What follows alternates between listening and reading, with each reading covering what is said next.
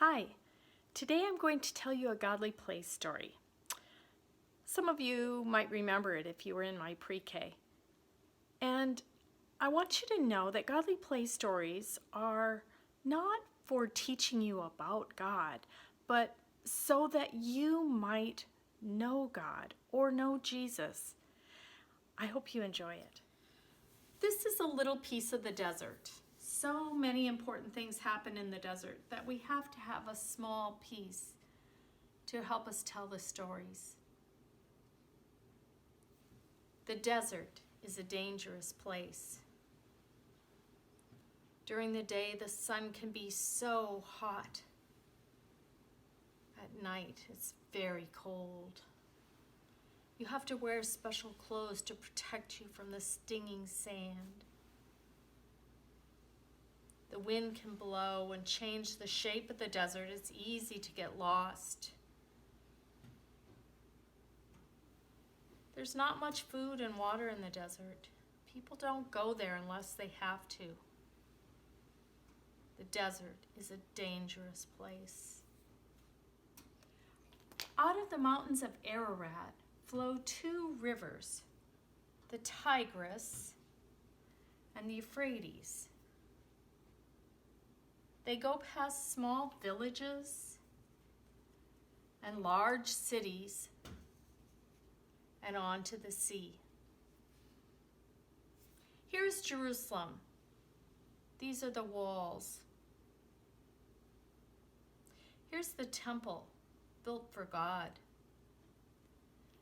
The people of Jerusalem knew that God was there, but they thought that the temple was the only place you could pray to God. Then the Assyrians came. They attacked the city. It was a terrible time. The people fought, but some of them starved. Some of them died. But the Assyrians went away. Then came the Babylonians, and they did not go away.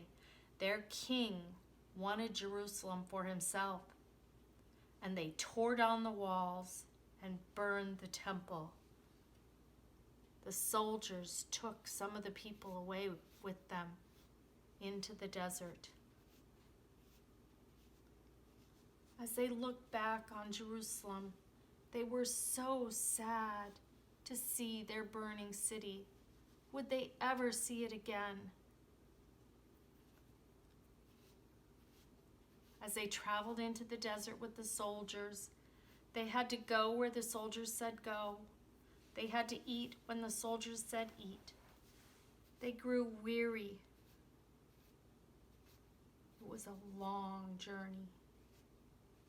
They could not go back. They were in exile. They hung their harps on weeping willows and sang sad songs. Sometimes they even turned and faced Jerusalem when they said their prayers. But finally, and slowly, they came to realize that God was in this new place too. And they came close to him when they heard the stories and they sang the songs. In Babylon, the king was very good to them. Some of them he gave them jobs, and some of them had small shops. They were very surprised when Cyrus, the king of Persia, attacked Babylon. But Cyrus let some of them go home.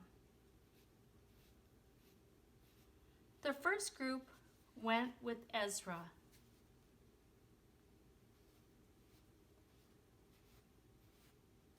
And they rebuilt the temple. The second group went with Nehemiah.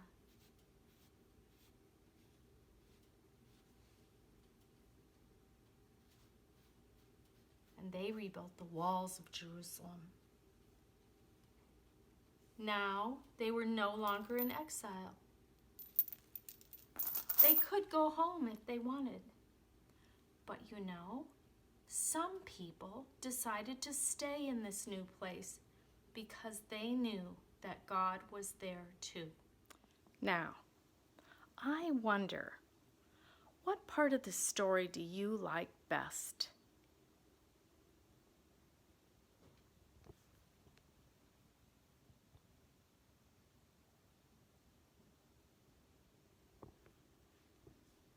And I wonder,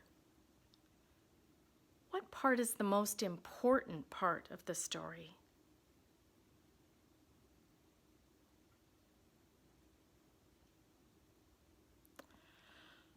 What part of this story could you leave out and still have all the story that you need?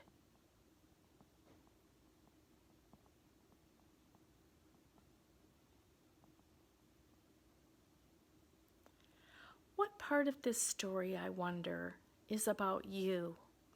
Where are you in this story?